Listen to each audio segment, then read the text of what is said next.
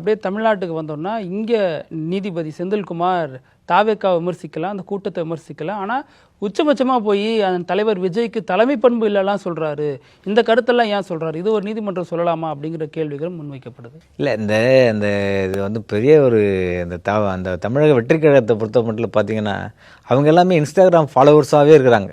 ஃபேஸ்புக்கில் இருக்கிறவங்க இன்ஸ்டாகிராம் ஃபாலோவர்ஸாக இருக்காங்க, ட்விட்டரில் இருக்கிறவங்க இவங்களாம் என்ன நினச்சிட்டு இருக்காங்கன்னா, என்ன 41 பேர் தானே இறந்துட்டாங்க, இதில் என்ன பெரிய பிரச்சனை ஆயிடுச்சு, என்ன கரூரில் இருக்கவங்க இல்லாமல் இறந்துட்டாங்க, கரூரில் உள்ள ஒட்டுமொத்த மக்களுமே இறந்து போயிட்டாங்க, விஜய் போனால் 41 பேர் சாவரலாம் சர்வசாதாரணையா, இதெல்லாம் பெரிய பெரிய கேஸாக போட்டுட்ருக்கீங்க, இதெல்லாம் ஒரு கேஸா அப்படின்னு கேட்கணும்னு நினைக்கிறாங்களா அந்த மக்கள், அந்த தமிழக வெற்றி கழகத்தை சேர்ந்த நண்பர்கள் அப்படின்னு நினைக்கிறாங்களா? இல்லை கோர்ட் இப்படி தான் சொல்லணும்னு அவங்க நினைக்கிறாங்க போல இருக்கு. இதில் என்ன ஒரு பிரச்சனையா? 41 நம்பிட்டு தான் சார் கோர்ட்டுக்கு போகிறோம், கோர்ட்டு நல்ல தீர்ப்பு எப்படி நல்ல தீர்ப்பு இப்படி சொல்லணுமா?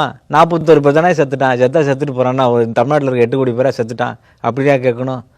அப்படி கேட்பாங்கன்னு நினைக்கிறாங்களா என்னன்னு தெரியல. என்னன்னா உயர் நீதிமன்றம் முதல்வர் வந்து இவர் வீட்டு ஃபங்க்ஷனுக்குலாம் வராரு, இதுதான் இந்த தீர்ப்புக்கான காரணம், அதுக்கு உள்நோக்கம் கற்பிக்கிறார்.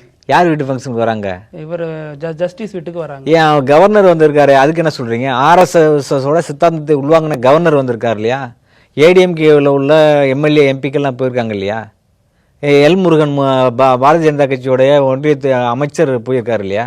அவரெல்லாம் வந்து எந்த கட்சியை சார்ந்தவங்க? அவங்களாம் வந்து திமுக சார்ந்தவங்களா? அவங்களாம் பாரதிய ஜனதா கட்சி சார்ந்தவங்க தானே. ஒரு ஒரு ஒரு அரசியலமைப்பு உச்சபட்ச பதவியில் இருக்கவங்களுக்கு எல்லா தரப்பு சமூகத்தை சேர்ந்தவங்க தான் வருவாங்க. அதுக்கெல்லாம் உள்நோக்கம் கற்பிக்கக்கூடாது. இதை நான் என்ன சொல்கிறேன்னா, சமூக பொறுப்போடு இந்த உயர்நீதிமன்றம் நடந்துக்கிட்டுச்சு, நீதியரசர் நடந்துக்கிட்டாரு அப்படின்னு அப்படி தான் பார்க்கணும். இப்போது சமூக பொறுப்பே இல்லாமல் என்னையா 41 பேர் செத்துட்டா அதுக்கு போய் ஒரு பெரிய ஆக்டர் மேலே கேஸ் போடுவீங்களா, ஒரு கட்சி தலைவர் மேலே கேஸ் போடுவீங்களா? இப்படியா கேட்க முடியும்? இப்படி கேட்குறது நியாயமா? முதல்ல அந்த 41 பேர் உயிர் இழப்பை வந்து கண்டுக்காமல் இருக்குன்னு நினைக்கிறாங்களா? அது வந்து முறைப்படி, அது வந்து சும்மா நீங்கள் ஃபேஸ்புக்கில் இன்ஸ்டாகிராமில் பேசிக்கிறதுக்கு சரியாக இருக்குது. மக்கள் மன்றம்னு ஒன்று இருக்குல்ல, உங்களுக்கு எல்லாரும் ஆதரவு தரா மாதிரி தான் இருக்கணும். தேர்தல் நேரத்தில் தான் தெரியும் யார் வந்து இது மாதிரிலாம் பேசுகிறவங்கள்ட்ட இந்த நாட்டை ஒப்படைச்சு அந்த நாடு எவ்வளோ பெரிய சிக்கலில் போய் சிக்கும்.